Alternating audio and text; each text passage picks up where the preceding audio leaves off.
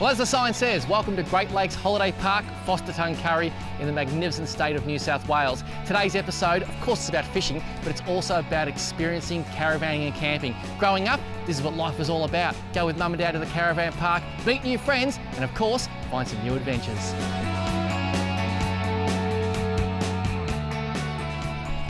This could be a problem. Oh, I've still got it. Now, I am catching up with a very good friend who you are going to know. His name is Brett Wilson. He knows these waters like the back of his hand, and today we're on a mission to help you catch more fish.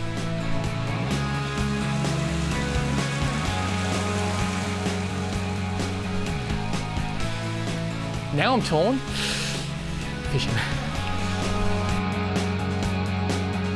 Woo! Woo! Pretty sure the boat ramp is this way.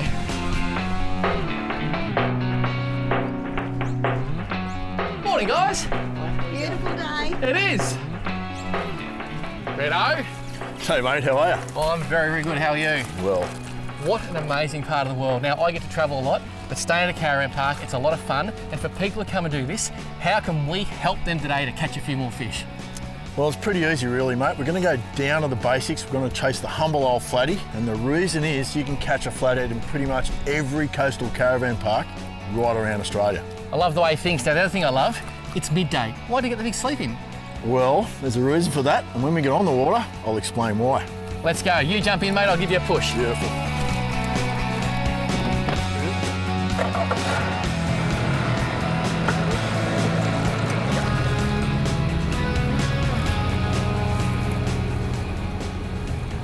So in relation to the sleeping, were you just being kind, or was there method to your madness? Looking after you in your old age, mate. Oh, good work, good work. No, mate, there is a method in my madness. Basically, the prime tide for flathead fishing is basically the run-out tide, especially the last 2 hours of that run-out tide. The reason for that being, I mean, they're there at the high tide as well, but obviously they're so spread out. The last of the run out not only condenses the fish, but what happens is as the flats drain and the oyster acts drain and all the bait fish comes off, the flathead lie in wait because they're an ambush predator and they're grabbing those things. So they're the places where they lie are a lot easier to identify. I interpreted that, and what he said was, Paul's angling ability, less water, probably more fish. Got it.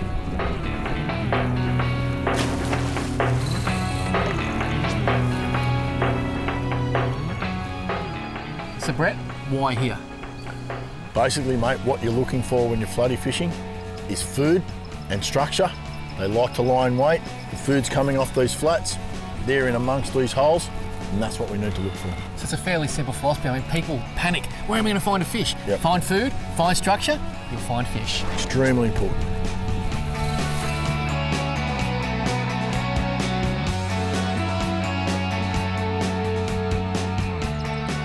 Son, got him. Oh, I had him.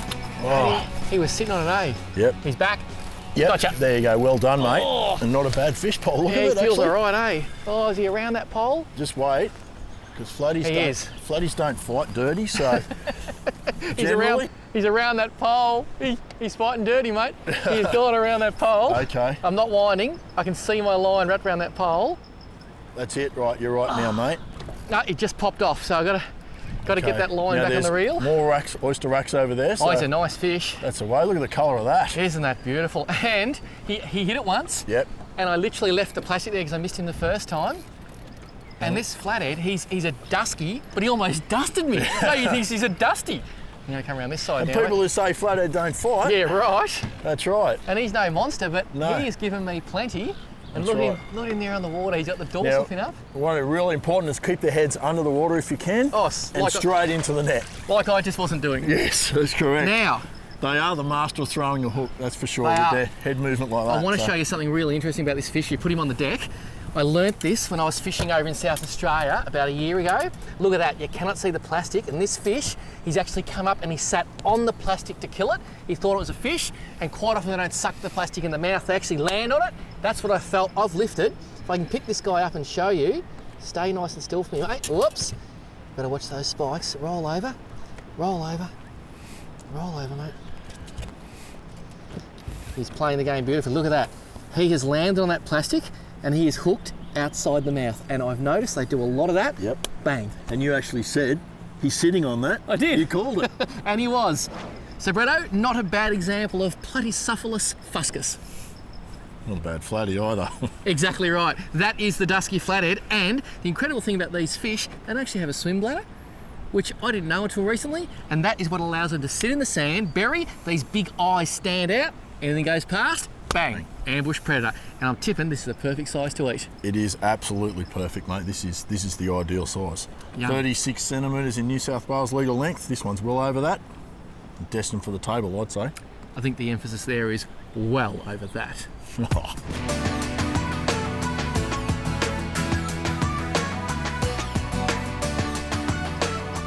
Oh, flathead, ate it. Yep. No, he's right there, look at it. Look at him. Oh, he's turned away. Saw ya. Well, he must still be in that hole. Yeah, he went to the right, so maybe go down the edge of that. That was so cool to see. And you know, I didn't actually see the bite or feel the bite at all. It was all just visual from seeing him swim. So you didn't grab it? Oh, he did then. Well done, mate. That'd be him. Oh, there's a mullet. That is him. And that is him because the same size fish. They're such special fish because they give you a second crack, don't they? They do. I mean, they're a great starter species, whether it be bait, lures, whatever. Beautiful, mate. In he comes. I'll lift him straight out of the net. And that is a lot smaller than that first fish we caught, but just the perfect specimen. And as you can see, imagine the kids coming down here having a crack on the old dusky. Just beautiful, and of course you've got to watch those spines. I'm trying to just let him rest there on my jumper so he doesn't spike me, just at the back of the head there, ouch. And Brett, you were saying before something about their teeth? Yeah, Paul, because they're implosion feeders and they eat everything whole, there's a little set of teeth on the top right in the middle, and they actually face backwards so that when they grab something, because they'll eat things that are really big, they can actually lock in and hold them and force them backwards and sucker down that way. And they're the ones that can chew you off. But fortunately, when you're using plastics, you don't get bitten off that much. You always pin them right there. Which is always a good thing. And how cool was that? We saw him, he attacked the lure, it shows just how aggressive they are. And then he come back and had a second crack. I gotta like fish, they're that silly.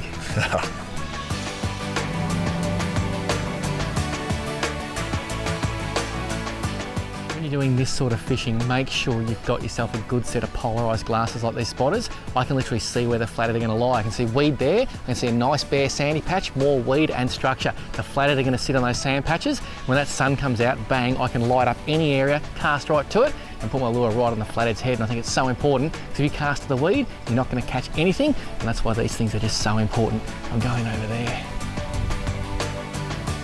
In the weed, eh? Yep. Yep. Got him? Yep.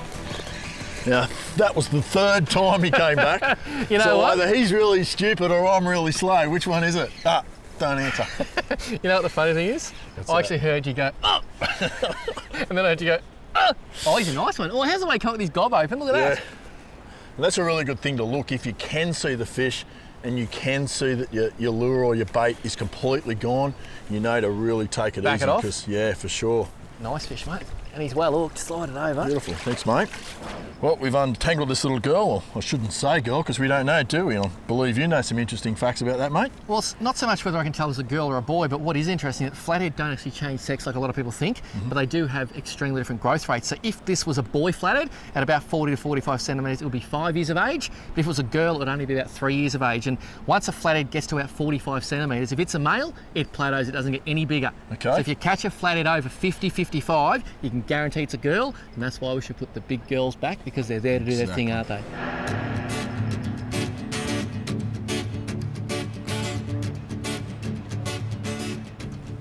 Oh, little flatty, I think. Oh, no. Ah, well, like the wide-mouthed frog, you don't do whatever in here, do you? Now, this is actually a baby snook, and you may remember I caught some snook when I was fishing with David Camsell off Pearson Island, South Australia last year. A lot of people, Brett, get these confused with pike, but the easiest way to remember, now this is just a baby. The snook is a round fish that grows to about 4 feet in length. The pike tends to be a wide-sided fish, like flat. They've got more yellow in them, and nothing personal, they stink. So remember, snook, they're okay. Very good jewfish bait too, I'm told. Excellent. And pike, oof, not good. I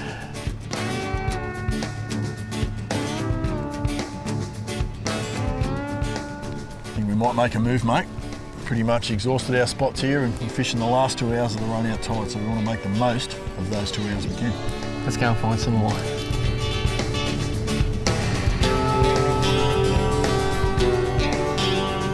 Yep. Well, that's not far from the boat. No, right underneath us. There he is. There he is right How's there. that big white gob you see just shaking from side to side? And that's why they're the masters of throwing the hook. They open that, shake their head, and out it comes a little fella. And you're saying before, good to keep their head under the water until you're ready to lift them right At in. all times, mate. They get their head above, shake it, hook comes out. So And I suppose it'd be like if someone got your head and stuck it in a bucket of water, you'd probably go, that's not so good, you'd shake it about. So keep the flathead's head under the water, particularly a big one, until you can just slip the net in or grab him. Now that sun is making life very hard for my cameraman, but this is where the fish are, isn't it? that is. That's exactly right, mate. Whoop, whoop. And he's gone. They're slippery little suckers, those flathead.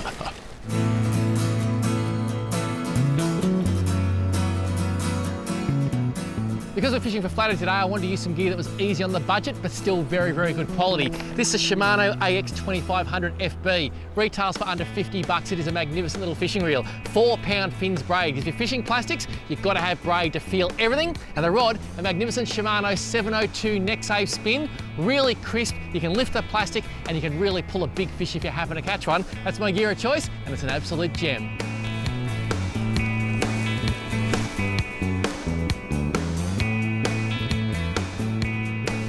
Oh, Oh, is that a fish? I think so. Looks like a big Uncle Yep, Wee yep. fish. Good work, mate. I don't know. One of the things my dad taught me when I was little, that these things can lay there and you don't know you've got one, and then So what do you reckon? There's- Oh yeah, I saw you that. saw that? Yeah, Little head nice. shake. How's the weight?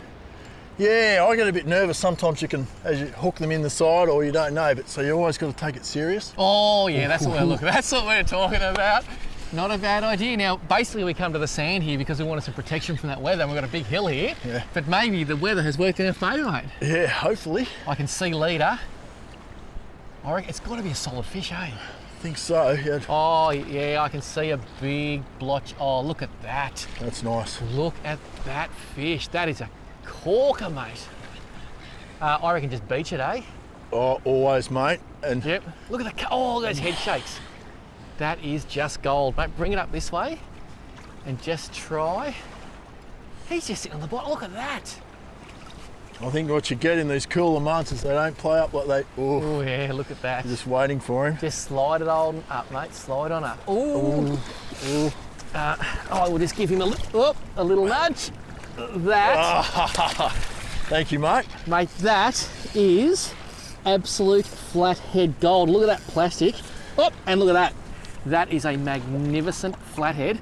I'll just try and pick this fish up without him. Oh, chill my finger together. Ooh, isn't that gold?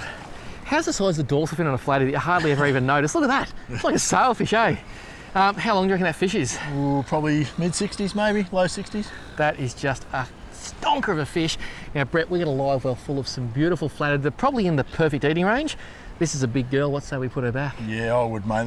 That's pretty much probably over what I would normally keep for its tasting ability. That's for sure. Well, Brett, we're going to go back to the Great Lakes Holiday Park, and I'm going to cook you up a storm. Beautiful, mate. I just hope it's as good as that one.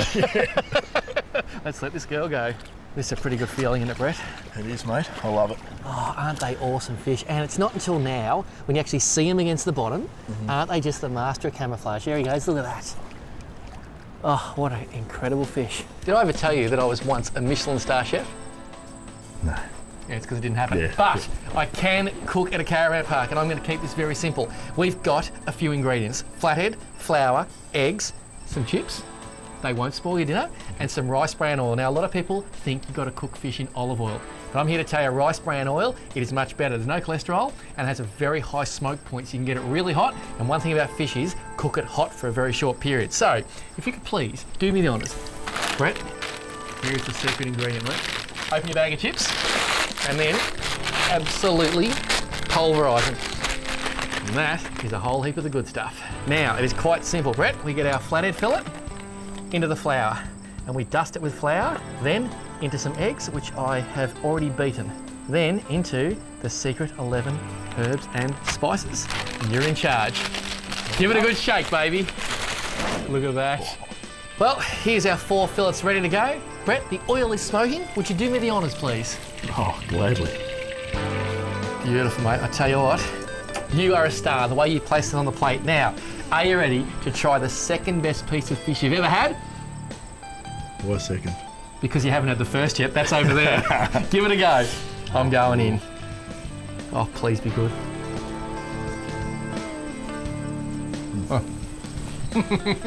Taste of vinegar straight away. That is seriously unbelievable. I've got thick skin. How good is it? Can't talk eating. It is so good.